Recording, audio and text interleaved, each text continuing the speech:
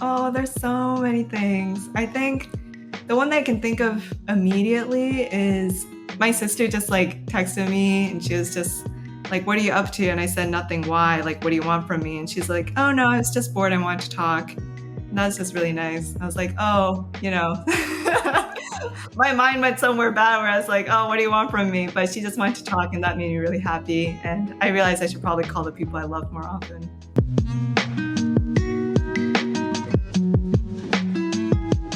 Welcome to Mindful and Dream Podcast, where we help you to not decide what's really important while chasing your dreams. Today's guest is Kaki Okumura. She's a Japanese wellness expert.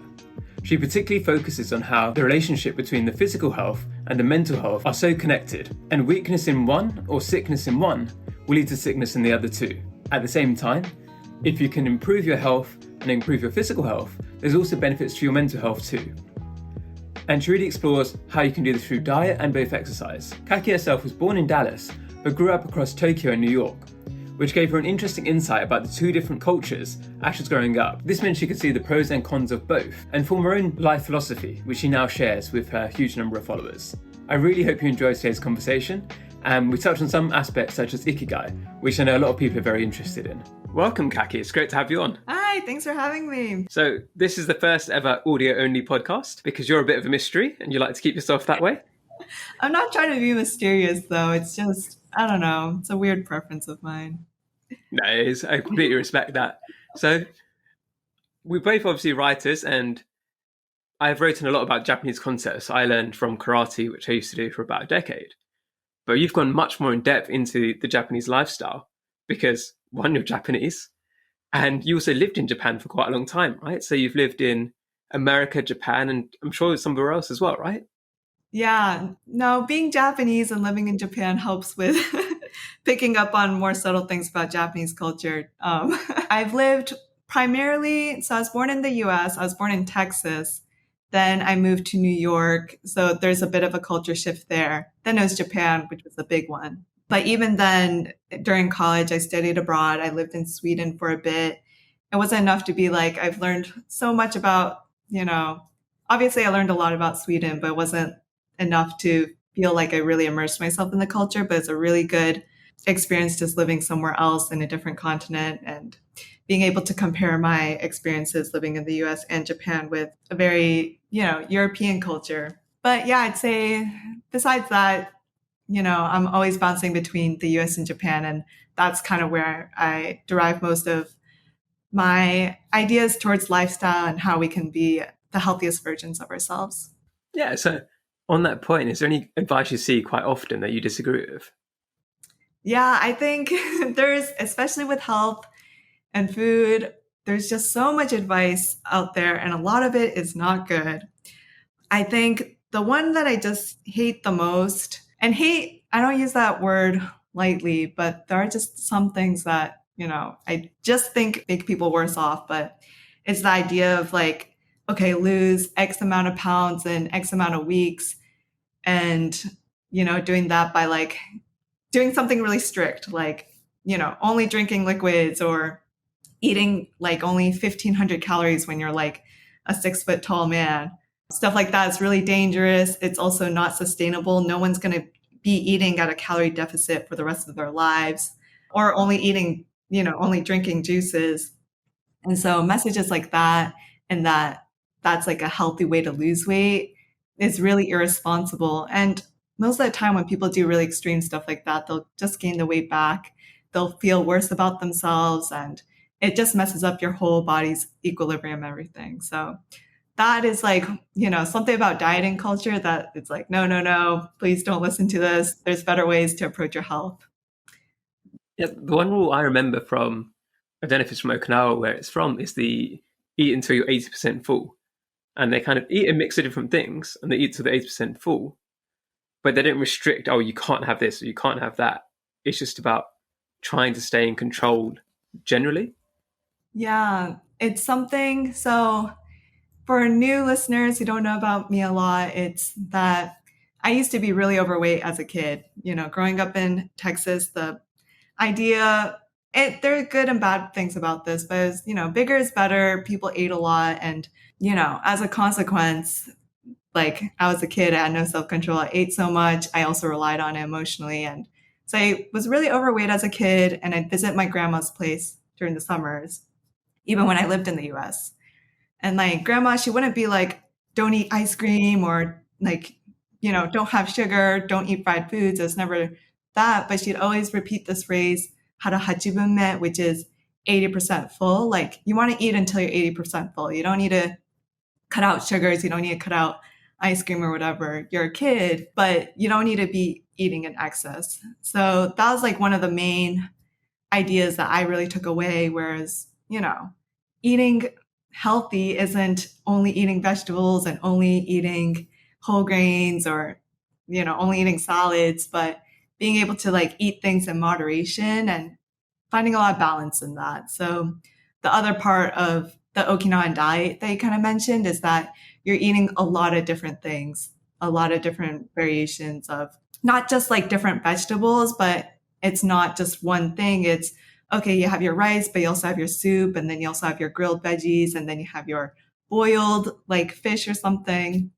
And so preparing foods in different ways and kind of combining that together is what makes a meal complete and well balanced, is the idea of, variety and balance, I'd say. So, in that, you mentioned that you struggled with your weight as a child. And one thing that was quite interesting you mentioned is it was almost due to emotions. So, you used it to deal with your emotions and anxiety that you had.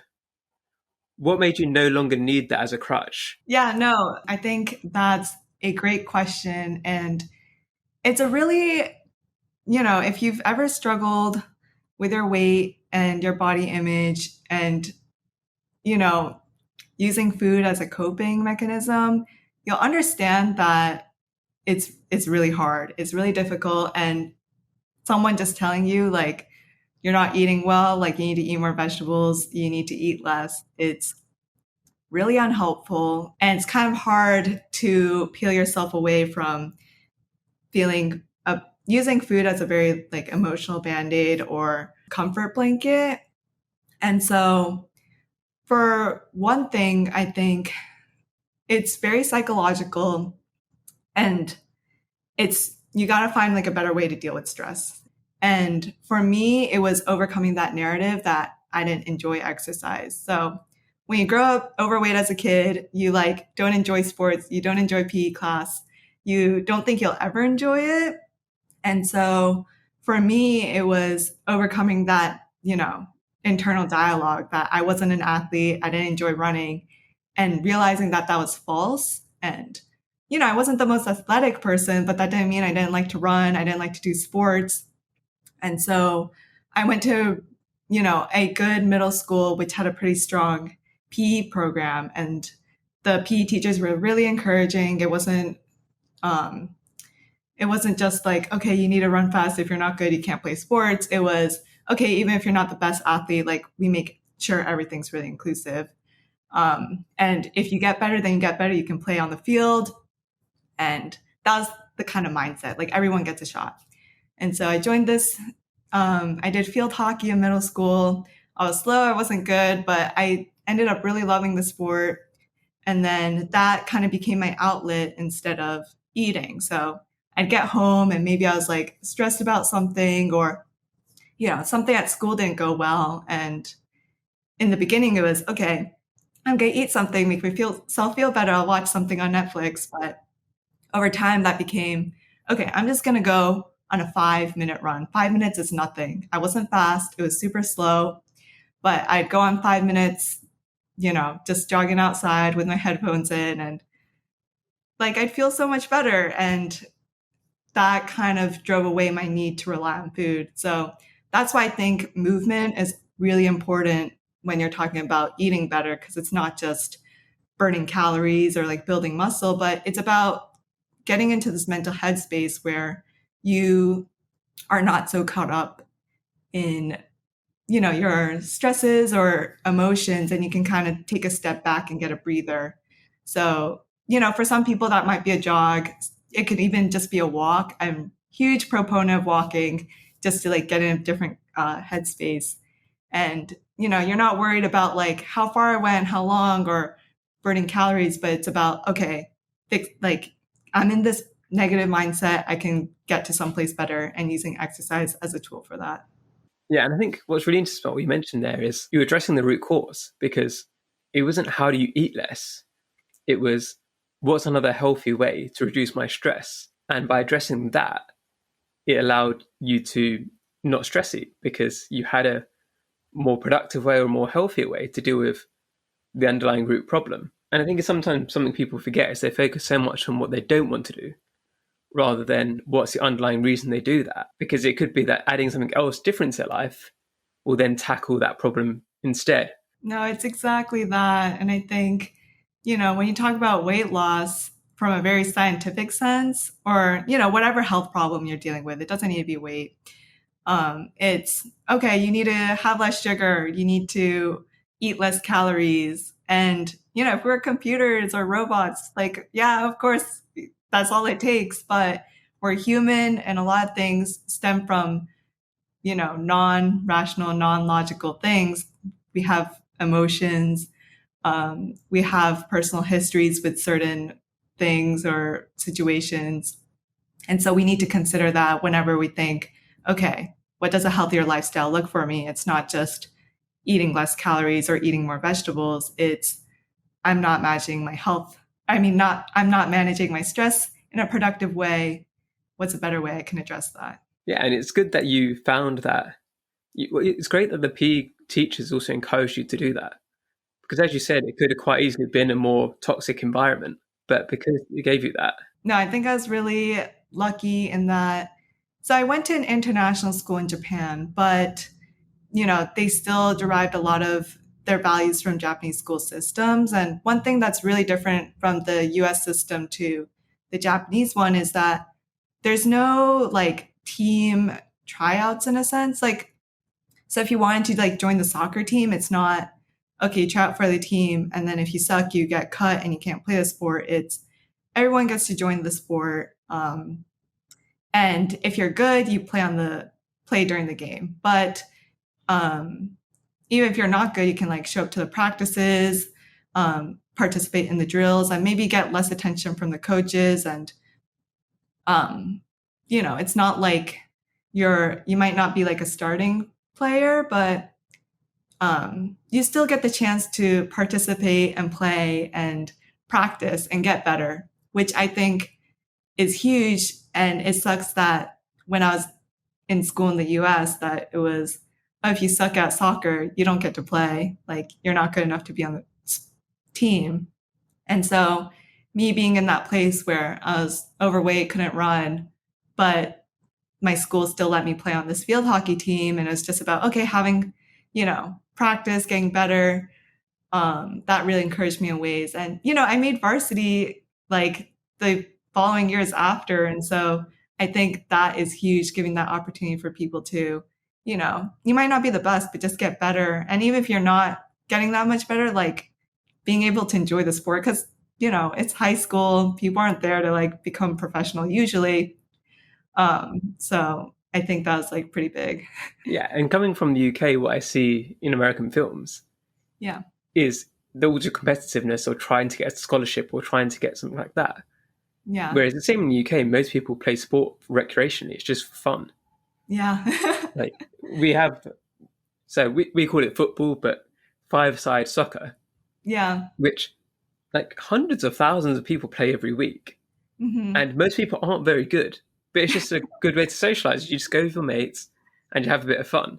And nobody's expecting you to be the next Ronaldo or the next Messi. But it's that break, it gets you moving, it gets you with your friends. And that's so important, right? No, it's so important, just the social aspect too. And having, playing sports is really about like, no one plays sports being like, okay, I'm trying to burn 200 calories here. It's, I'm hanging out with my friends, and it's a great way to socialize, like you just mentioned. And so and people aren't there to become really skilled players. And another philosophy I have is that our social lives are really important to our health. It's, like sports can make like exercise really fun for people, or just doing it with someone else and getting the encouragement to do better. And so I think that's super important. And the American view on sports is, yeah, it's a little off to me where people are like, okay, if you suck at something, you can't play. It's like, okay, I guess we're here to win. We're not just here to like use sports as a way to like get more exercise and socialize with other people around us or learn teamwork. So that was always kind of odd to me. So yeah, I definitely agree. Hi everyone, I hope you're enjoying the episode so far. I want to take a quick break to ask you to check in on yourself. There's many people struggling with balance, and there's nothing to be ashamed about. The tips that my guests and I share can hopefully help you along the way, but if you already feel overwhelmed or burnt out, it's probably best that you ask somebody for help too. For some, this might be a friend or family member, but others might feel like they have nobody they can talk to. If you're one of these people, check out the link in the show notes. It's for United for Global Mental Health. They've got helplines all across the world with people willing to listen on the other side. It's important to let somebody know how you're feeling. Now, back to the show. What you mentioned there about social life being so important as well. I can't remember where I saw this, but they did a study and people who self-identify as lonely have got a much higher death rate than heavy smokers, heavy drinkers, like drug users. And that's like the number one sign that somebody's going to live not live as long is if they feel lonely. But we don't appreciate that enough. We don't see it as the same problem that we see some of these other addictions as. Yeah, no, that's a really good point. I know the study you're referring to, I can't name it off the top of my head, but multiple studies have found the strong correlation between, just longevity and having a strong social network. And the Okinawan lifestyle is often referred to for, like rich in nature and eating good vegetables and lots of fruits or whatever. But another huge component is that they have really strong communities. And so it's about like, supporting one another, looking out for each other, not just, it's if something bad happens to you, like you're not alone in it. Like people come and give financial support, emotional support. And that community is super important for people to, if something emotionally is like really heavy on you, that has an impact on your physical health. And so having someone to relieve that makes a huge difference in just the way you're able to cope and the way your body responds. And the term that they use often is like, well, this isn't the exact term, but Ikigai comes up a lot as in this energy to live. And that's about like, okay, what you can do for other people and things you enjoy and surrounding yourself with just like really supportive people is a part of that concept of Ikigai, like your energy and that will to live. That's a little too strong, I say, but Ikigai should be a bit more lighthearted, but yeah, that is the idea. Yeah, because it's something I've written about in the past of like Ikigai in the West is sometimes seen as like your job, whereas like it's not, right? Like, No, like it's when I not. went to Japan, like nobody thinks that. It's just, but it's been written in a book and people keep using it in articles, and I see it all the time. It's like that's wrong. Like it's not what Ikigai is. Like, like Yeah, can you explain it as somebody who's obviously Japanese yourself and has studied this? So the way I know it as is your reasons to live, which could be your family, it could be your pets, it could be like your hobbies, it could be a million things. It doesn't need to be one thing. yeah, Whereas in the Western media, they've tried to portray it as it's the one thing that makes you like your one purpose in life. yeah. It's, I think that idea of like, okay, it organizes definition of Ikigai into like this really like boxed in answer. So it's easy for people to digest, but you're exactly right in that Ikigai isn't like this one thing that's your only purpose to living, but you can get it from a lot of different things. And um, it's basically, it could be your hobbies, it could be just your interests. It doesn't need to necessarily be your job. But the idea is that um, it works well with the idea of like your career because it's like something you enjoy, something, is helpful to other people. And that is a big part of Ikigai is that you're not doing it alone. It involves other people, usually involves, boosting your social life, but also like you get a sense of mastery over something, you're getting better at something. Um, and so it's harder to explain in like one sentence, which is why I think that really like, cookie cutter definition came up and it's really popular. But um, it's that, you know, Ikigai combines a lot of things where it's useful, it's helpful to you, feel a sense of growth and accomplishment, and you just enjoy it. And um, if it contributes to your life in a positive way like that, then yeah, you can just get overcome like bigger struggles. Is there anything at the moment that you feel like you're struggling with in terms of balance? Oh, yeah. I mean, I think this goes for everyone, but life is just constantly balancing different parts of your life and trying to find that equilibrium. I don't think it's not like you achieve balance and you never have to worry about it again. It's, constantly adjusting yourself, but having these systems for achieving balance is really important. So I think a big one for me right now, I think, especially shifting more from um, like in-person communication to just more digital communication, I find myself working a lot more than I should. And I get kind of stressed out by that. And I think a lot of people feel the same way, especially just starting to work remotely or, working from home. And so there's that debate like, oh, should we go back into the office, stay at home? And I think the general consensus is a hybrid model is really helpful to look at. And it's basically, being able to balance like, okay, when do I stop working? When do I think about, just enjoying myself in the moment, not just, okay, what do I need to get done? And I think that leads into not being able to like rest properly. So even if the weekend comes, we're still in our bedroom where we worked all week, you know, it's hard for us to like just unplug and enjoy the weekend with our friends or family without thinking about work if our laptop is there and that's like the place we work. So I think that's definitely something I struggle with in terms of balance recently. I've got the exact same issue. So my laptop and all my desk setup is in my room. Yeah. But then it means when I wake up, I need to consciously make an effort to go walk around or go outside. Yeah. Because whenever I'm going to sleep, then I'm in my off. It's some people say it's working from home, but I do feel like it's living from work. Like I'm sleeping in my office in some ways, and it's not. That's not where I want to be. So it's like I'm trying to also work on that and see what I can do about it. um yeah, for me it's just, it's a hard balance, but it's just being like disciplined. And I follow this idea that like hard work is not just working hard, but it's also knowing when to not work. And it's difficult to not work. And I think people don't give that enough credit. Um, like, especially the US, it's the grinding society. Like, you want to do more, and like not getting sleep and doing work for some reason is like this weird achievement.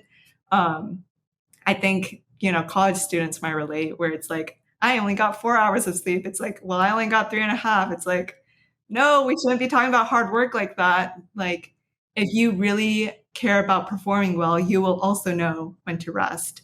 And so that's something that we need to look at hard work in a different way where it's, knowing when to rest is difficult and we should recognize that. And when you do it, you should feel good about it. You shouldn't feel guilty. Is there anything you're working towards with your balance? Like, do you know where you want to end up in terms of like either your working hours or your working arrangements, or what's that kind of ideal lifestyle? I should be more concrete about my goals, I guess, but um, one that I haven't quite achieved that I had set myself for 2021 was, um, setting myself like, okay, these are the only hours I'm going to work.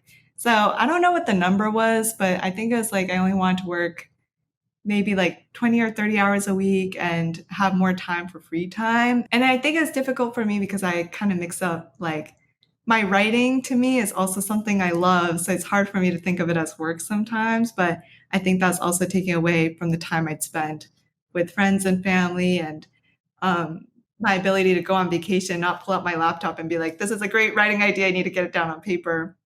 Um, but I think, definitely something I want to do less of is just spend less time working and just like being able to cut that down and I think in terms of career, especially as someone who writes online, um, it's, trying to find that scalable business model. Whereas, but, I don't want to take away from the quality of what I produce. And I like being able to spend a lot of time with my audience in ways that matter, not just, putting something out there and never interacting with them.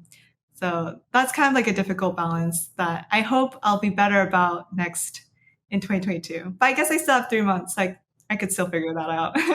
How much do you work each week at the moment? So you mentioned about you want to work less. Do you know roughly how many hours you do? I think the problem is that definitely more than 40 hours for sure. I'd say near, yeah. And I think it usually, it's not like I'm working like 9 to 5 and then, that's it. It's, I might stay up really late to finish something, or I'll do things on the weekend very often. I'm not totally against the idea of working on the weekend because sometimes I'll take like a Thursday or Friday off and then like make up for it on a Sunday. But yeah, I'd say like close to 50 hours, I guess. And that's also like trying to align my schedules with people from other places. So the big one is like if I'm talking to someone from Japan or connecting with someone in a different time zone, like we are right now, it's just sometimes it doesn't necessarily work out like, okay, 9 to 5, I'm off the clock. It's okay, you got to accommodate. And I don't mind doing that, but it can definitely disrupt this idea of like, okay, working hours versus resting hours. Like those start to merge.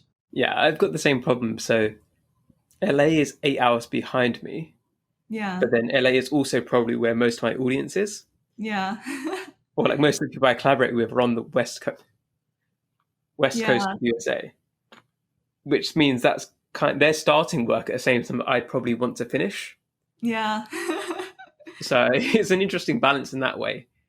And when I know I'm going to talk to somebody in the evening, then I try and make sure during the daytime I relax a bit more so that I'm not just continuing working late. Because it's one of the advantages we have, right, is that we can set our times in a way, but then we've also got to be good bosses to ourselves and tell ourselves when to stop, which can be the hard bit, like you said. I think for any listener who wants to be like your own boss or entrepreneur, it's, there's a lot of perks to, managing your own schedule, but that is a big thing where you need to be responsible over your own time. And, managing your own time is going to be like number one skill, for just being able to balance like, okay, getting stuff done, but also like protecting your own mental health. Um, so, being really mindful of that will be super important. What's one mindset shift you think the listeners can do to make a positive difference to their lives? So I think the big thing for me when we're thinking about happiness is that a lot of the times we're told this narrative, okay, if you have a stable job or if you have like a high income or like high status in your job, you'll get a lot of happiness. Whereas it's really not true. And I think when you think in terms of your happiness, like 99% of it is from the strength of your relationships. And you should always keep in mind that when things don't go well or as intended. I think we need to put more emphasis on the people we surround ourselves with. And, in life, there are going to be good things and there's going to be bad things. And that's going to be the case no matter where you are in your life or, where you are towards reaching your goals. But if you surround yourself with supportive people, you'll always have a high quality of life satisfaction. But if you're surrounding yourself with toxic people, you could be like the richest, most successful person, but you'll be deeply unhappy and you'll be deeply unsatisfied with yourself and where you are. But if you're with the right people, those things will feel really minuscule. Not to say that finances don't matter. I think, having a certain level of wealth leads to stability and freedom, which is important for our happiness. But the quality of your life is um, the majority of it is determined by the quality of the people you surround yourselves with. So that is like one mindset shift that I always recommend to people. Invest in your relationships, think about who you spend time with, and that'll really set the stage for how your personal happiness and well-being. And I think a big part of that as well, I notice more and more that I see this on like Instagram or wherever, is people saying you need to spend time with people who are going to help you grow. And I disagree in some ways because it's not just about growth, it's about who makes you happy. They don't need to make you a better writer or a better whatever you're doing. But if they can make you laugh, then that's so much more valuable than them being professionally useful to you. And yeah, it's just like, don't underrate people who bring you happiness. I mean, they're so important. I think, if you're listening to this right now, who do you love the most in your life? Like, who's the most important person to you? It's probably not the person who like gave you, obviously we'll appreciate the people who support us career wise, but it's not going to be the person who like gave you the $10,000 bonus. It'll be, your parent who's really supported you when you were going through something rough, or your sibling who like always makes you laugh, you can always have a good time with, that friend that you always lean to whenever you have like good news or bad news, like the first person you want to turn to. Like, those are the people we think of when we think about the people we love and the people we want to surround ourselves with. And so, definitely like that idea that, surround yourself with people like help you grow is not like the worst idea, but it distracts from the main point, which is you want to be surrounded by quality people who, will make you happy. And it's not necessarily just who will financially benefit you. It's been a pleasure to have you on the podcast today. Where can the listeners hear more from you? Yeah, I think come to my website and sign up for my email newsletter. My email newsletter is the best place to reach me. Website is www.kakikata, KAKIKATA.space. Or you can follow me on Instagram at kakikata.space, or follow me on Medium, where I also publish my writing. I think those would be the best places to reach me. And the final thing to end up on, especially now we've talked about Ikigai as well, is what's one small thing that's brought you joy recently?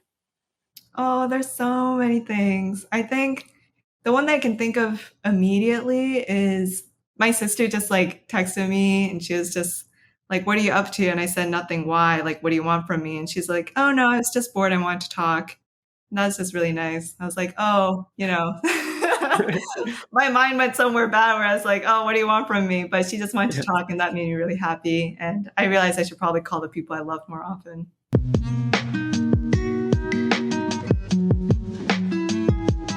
If you're listening on Apple Podcasts, I'd love it if you could leave me a 5-star review. It really helps to get the message out further. Wherever you're listening, it would be awesome if you could subscribe and to share on your social media channels. If you want to see more of my work and advice, you can find all of the links in the show notes. Thank you again for listening, and I hope you have a lovely day.